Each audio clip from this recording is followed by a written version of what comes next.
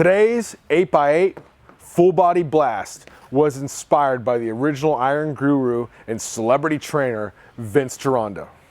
Some interesting things about Gironda is he was quoted as saying, and if you've never seen it before, make sure you click on the physical culture playlist on our channel here, and you can see the biography we did on Vince Gironda. But some interesting things to refresh is he's quoted as saying bodybuilding is 85% nutrition. Vince was also an early proponent of low carb dieting, and he recommended the use of numerous supplements before they were popular, including desiccated liver tablets, vitamin C tablets, and digestive enzymes. Okay, so he called this workout the honest workout. And the reason it was called honest is because you're gonna have to take a little pig iron off the bar, because you're doing 8 sets of 8 with a 30-second break.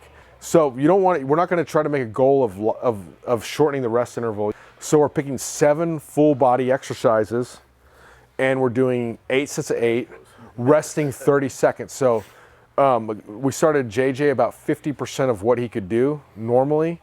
So if you're, if you've never trained this way at all, you might want to start closer to like 40%, 8 sets of 8, 30 seconds break.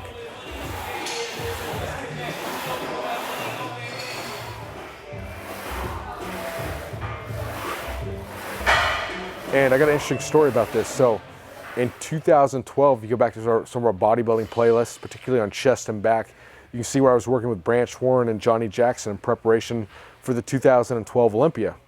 Okay, so I was done competing and all that at this time, so I was reading up on Gironda. I was like, I'm gonna try some of these 8x8 workouts, and I was only training, I was literally in the gym at that point at Metroflex 13 to 14 hours a day. So I want to keep my workouts short, and I'd only been doing like real heavy training at that point, so I started doing the 8x8 three times a week. Didn't change my diet at all. So someone in one of the videos that was posted by Johnny on YouTube said, yeah, you're looking pretty big to me. Well, I wasn't even having any serious physique or strength goals, just training, and stepped on the scale. I was 20 pounds heavier about 6 weeks later without intentionally changing my diet or anything. So it was crazy how effective it is. So obviously, you're gonna have, obviously there's an amazing metabolic ramping and fat loss benefits, but if you've never trained this where you've trained more like a powerlifter, you can obviously get some huge hypertrophy benefits. Like in my case, it was a total shock because I'd never done anything like that before. And so some other things you want to keep in mind when doing these, some exercises to avoid. I would avoid like deadlifts, bent over rows, things like good mornings, things like that could potentially, hurt your back.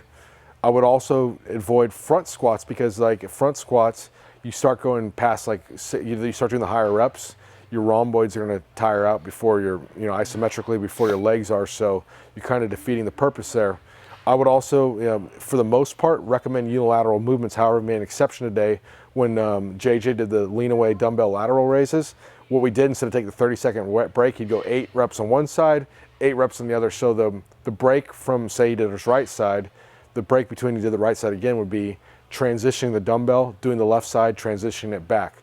So does that pan out to exactly 30 seconds, but hell did not freeze over? Correct. So what did you think of the workout? Well, as he said before, naturally I'm drawn to the hypertrophy aspect of the workout. So with this workout, it's, as he said, it's more of a metabolic phase, more of a metabolic workout. And you have a tendency to want to increase your weight, increase the load that you're working with, but you have to, as you said, humble yourself when you're working with this weight. And the 50%, the 40% he was describing was, if you've ever done a 1 rep max or a 2 rep max, you want to do 50% of what that weight is.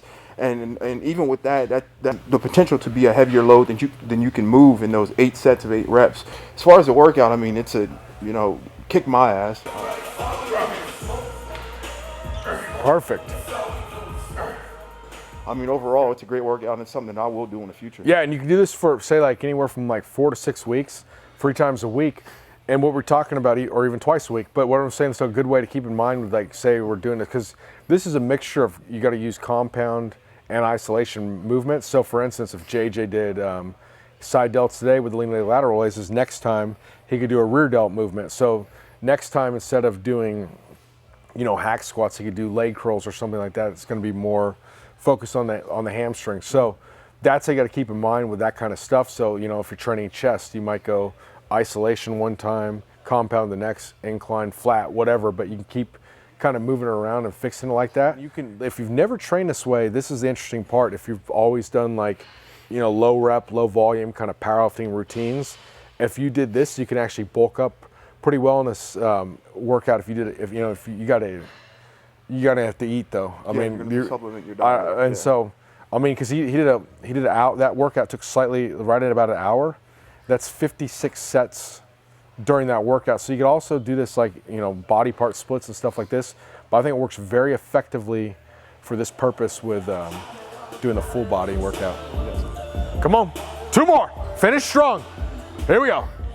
Yep. If oftentimes you feel in the middle of your training session, you're checking Instagram or something, what you need to do is you need to take that phone and you need to shove it. Like I think Johnny Paycheck said, take this job and shove it. I'll say take this phone and shove it. You need to fully concentrate. So that's like a lot of people go in these bizarre retreats in the wilderness, all this kind of crap, or do it, which there's nothing wrong with. I'm just saying, like, or do, feel like they need to skydive or like ride around the block 100 miles around a motorcycle with no helmet, just to concentrate in the moment. So you don't have to do anything that crazy. It's going to kill yourself. If you want to get like sort of that just focus and centeredness, try this workout. You cannot concentrate on anything except what you're doing.